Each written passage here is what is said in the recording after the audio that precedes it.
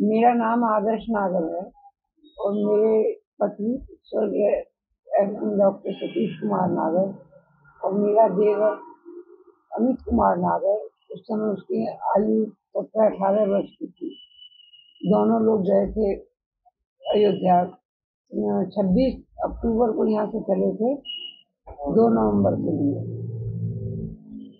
उसके बाद वो वहाँ पहुँचे और उनका जो है, जैसे ही वो हनुमानगढ़ी से महंत रामचंद्र परमहंस की तरफ चले तो वो जो है पीछे से गोलियां, चारों तरफ से गोलियां चलनी शुरू हो गई अंदाज और उसमें मेरे देवर को गोली लग गई और वो वहीं एक्सपायर हो गया।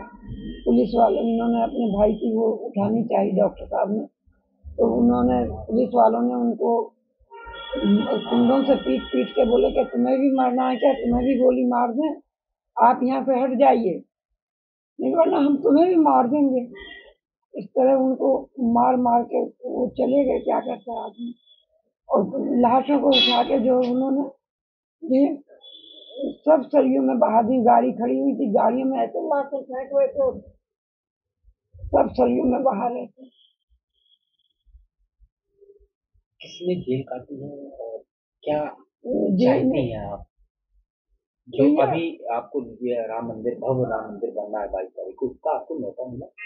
भैया इसका न्योता नहीं मिला, ना कोई आया। आज बजरंग दल वाले कुछ लड़के आए थे, हमने कहा नहीं आप रहने दीजिए, जब तक कोई बड़ा ना हो, सीनियरिटी ना हो तो हमारी उसमें कोई वक़्त नहीं।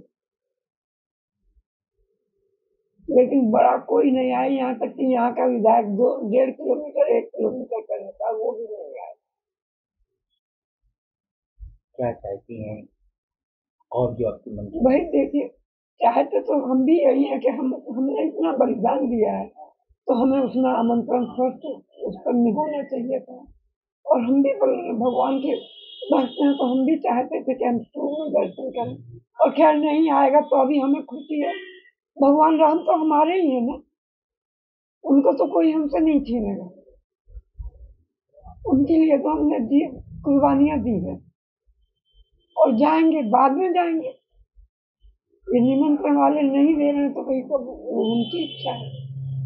क्या इस इतना बड़ा आपके हादसा परिवार के साथ हुआ, जान गवाई, जेल काटी, उसके बाद कुछ सहायता या कुछ सपोर्ट कहीं से कुछ मिलता है? कहीं कोई सपोर्ट नहीं, कोई सपोर्ट नहीं, आज तक कभी कोई सपोर्ट नहीं। मुझे आज खुशी है कि हमारे भगवान राम का मंदिर स्थापित हो रहा है। 22 तारीख को प्राण प्रतिष्ठा हो रही है उनकी।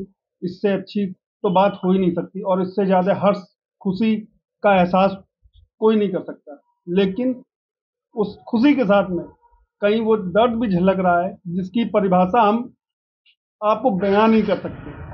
कि जिस राम मंदिर के लिए हमारे परिवार ने, हमारे पिता ने, हमारे चाचा ने गोलियां खाई, यहाँ से 300 किलोमीटर अयोध्या पैदल चल के गए, चारों तरफ बैरिकेडिंग लगी हुई थी, किसी ने को जाने की अनुमति नहीं थी। वो खेतों नदियां नाले पार कर के गए।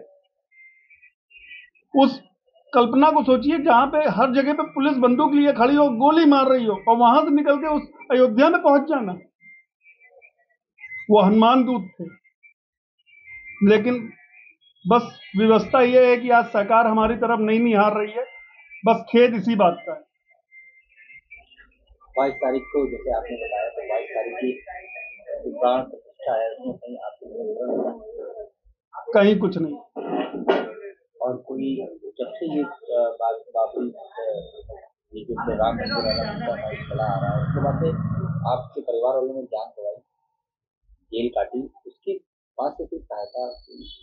कोई सहायता नहीं। उस समय अशोक सिंघल जी के द्वारा एक घोषणा की गई थी कि जो भी मृतक हैं अयोध्या बाबरी मस्जिद विध्वंस में जो भी मरे हैं उन सबको 1-1 लाख रुपए अनुदान दिया जाएगा। लेकिन उसमें भी जो है छींटाकसी हो गई, वो पैसा भी हमारे हाथ में नहीं लगा, किसी तरीके की कोई मदद नहीं की गई। उसके बाद में कई लोग थे, अब उनका नाम नहीं बोलना चाहूंगा, उन्होंने कहा पहले FIR की कॉपी लेके आओ। जब शासन में आपके खिलाफ सब लोग बैठे होंगे और जो गोली मारने वाला है वही शासन में बैठा हुआ है, तो क्या वो आपकी एफआईआर लिख देगा? कोई नहीं लिख रहा था। ठीक है, जब लाश ही नहीं मिली, लाश को तो उठा के सरियों में बहा दिया था। पुलिस द्वारा भी आप बता रहे हैं बर्बरता की गई, इसको लेकर पुलिस को तो आदेशित किया गया, मुलायम शासन में पूरी तरीके से पुलिस को आदेशित किया गया कि आप किसी को भी अंदर ना जाने दीजिए। आपको शायद वाक्य याद हो, कोठारी बंधुओं की गोली मार दी, जो बेचारे कोई परिंदा भी पर ना मारे, ये कंडीशन थी। तो उस समय पुलिस को तो अपनी नौकरी बजानी है। क्या संघ या वर्तमान सरकार या कोई भी दल के नेता या कोई भी व्यक्ति जो राम मंदिर के नीचे से जुड़ा रहा हो, उनके द्वारा को कांटेक्ट करा जाए आपके परिवार से? कभी नहीं।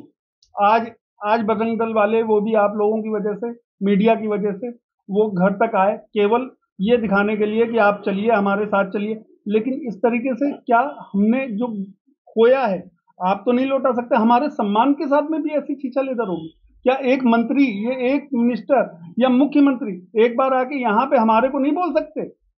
ना बोले। जो राज्य है, जो राजा है, राजा को अपनी प्रजा के प्रति, अपने लोगों के प्रति आश्वस्त होना चाहिए, उन्हें भी यहाँ पे आना चाहिए।